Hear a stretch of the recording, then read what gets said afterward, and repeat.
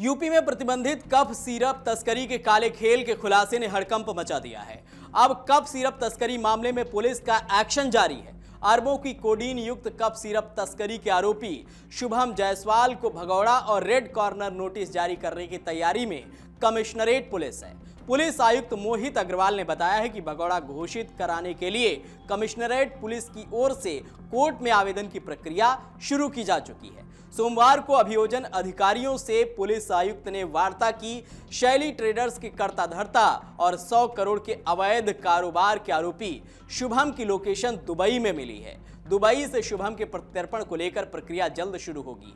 फर्जीवाड़ा, धोखाधड़ी और एनडीपीएस एक्ट में वांछित शुभम की गिरफ्तारी को लेकर पुलिस की अलग अलग 5 टीमें काम कर रही हैं। कमिश्नरेट की एसआईटी के अलावा अन्य एजेंसियां भी लगी हुई हैं। सोनभद्र, जौनपुर, वाराणसी, गाजियाबाद, चंदौली समेत अन्य जनपदों में भी शुभम जायसवाल के खिलाफ रिपोर्ट दर्ज की गई है। पिता भोला प्रसाद को सोनभद्र पुलिस ने कोलकाता के दमदम एयरपोर्ट से गिरफ्तार किया था। ट्रांजिट रिमांड पर लेकर एसआईटी भोला से पूछताछ करेगी। भोला भी दुबई भागने की फिराक में एयरपोर्ट पर पहुंचा था। गिरफ्तारी के दौरान भोला ने पुलिस को बताया कि शुभम दुबई में है। पुलिस आयुक्त मोहित अग्रवाल ने बताया कि रेड कॉर्नर नोटिस एक अंतर्राष्ट्रीय अनुरोध है जो इंटरपोल की ओर से दुनिया भर की कानून प्रवर्तन एजेंसियों को किसी वांछित का पता लगाने और उसे अस्थायी रूप से गिरफ्तार करने के लिए भेजा जाता है, ताकि उसे प्रत्यर्पण या अन्य कानूनी कार्रवाई के लिए प्रत्यर्पित किया जा सके।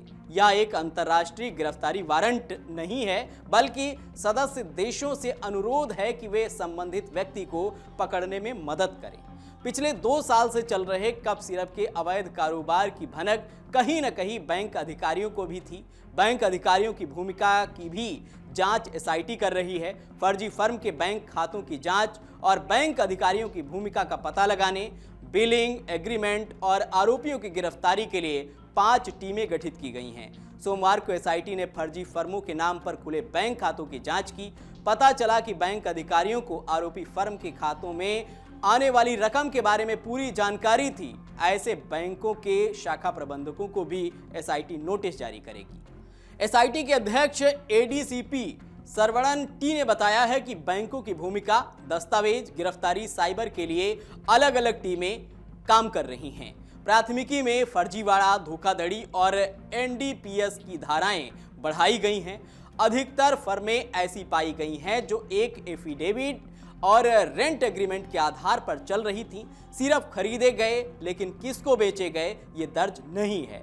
कफ सिरप के अवैध कारोबार में 40 फर्म संचालकों की संपत्तियों का ब्यौरा एसआईटी जुटा रही है। एनडीपीएस एक्ट के तहत धारा बढ़ने के बाद आरोपियों की गिरफ्तारी को लेकर दबिश शुरू हो चुकी है। अवैध कारोबार से अर्जित संपत्तियों को गैंगस्टर के तहत जब्त किया जाएगा। शुभम और पिता भोला जायसवाल, अशोक सिंह, प्रशांत उपाध्याय समेत अन्य आरोपियों की संपत्तियों का ब्यौरा जुटाया जा रहा है। महंगी जमीनें, फ्लैट, होटल, लग्जरी गाड़ियां, दुकानें आदि संपत्ति सामने आई हैं। फर्म संचालकों को अपना पक्ष रखने के लिए एसआईटी की ओर से जारी नोटिस का अधिकतर फर्म संचालकों ने जवाब नहीं दिया और ना ही एसआईटी के सामने दस्तावेज प्रस्तुत किए हैं। जांच में भी सामने आया है कि फर्म संचालकों ने कफ सिरप तो खरीदी लेकिन बिक्री का लेखा जोखा नहीं दिखा सके, बिक्री का कोई रिकॉर्ड उपलब्ध नहीं करा सके।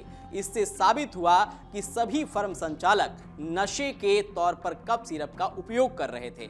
एसआईटी के अनुसार शैली ट्रेडर्स के प्रोपराइटर भोला जायसवाल की गिरफ्तारी के बाद से एसआईटी ने 40 फर्मों के खिलाफ कोतवाली थाने में दर्ज प्राथमिकी की सामान्य धाराओं में अब एनडीपीएस की धारा बढ़ा दी है। पुलिस आयुक्त मोहित अग्रवाल ने बताया है कि आरोपियों की संपत्तियां जब्त की जाएंगी। एसआईटी के सवालों के जवाब नहीं देने वालों की संख्या सबसे अधिक है।